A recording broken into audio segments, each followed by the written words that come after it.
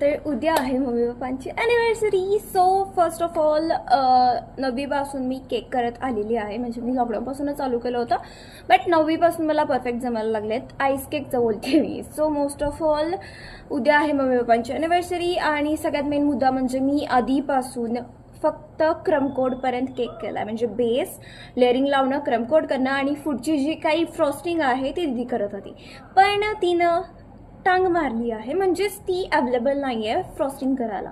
So most of जे काही केकचं असणार आहे म्हणजे क्रमकोडपासूनची पुढची स्टेप फ्रॉस्टिंग करणं ते मला करावं लागणार आहे गाईज. आणि भीती फक्त एवढ्याचीच वाटते की याच्या आधी मी खूप वेळा केक फ्रॉस्टिंगचे ट्राय केलेले आहेत, बट लास्ट टचअप हा दिदीकडं मला घ्यावाच लागला आहे केकला. सो बघूया मला केक जमतोय की नाही. सो हे फोटोज आहेत जे मी याच्या आधी केले आहेत, म्हणजे मी आणि दिदी मिळून. आणि आत्ताचा जो केक करायचा ठरला आहे मम्मी पप्पांच्या ॲनिव्हर्सरीला तो असा आहे, बट याच्यामध्ये एक थोडासा चेंज आहे. तो म्हणजे हा केक राऊंड शेपमध्ये आहे. ॲनिव्हर्सरी आहे सो हार्ट शेपचा केक तर करायलाच पाहिजे. सो मोस्ट ऑफ ऑल याचा कन्व्हर्जन मी हार्ट शेपमध्ये करणार आहे. सो मी जेमिनायकडनं ऑलरेडी करून घेतलं याचं कन्व्हर्जन की कसा दिसतोय बघायला.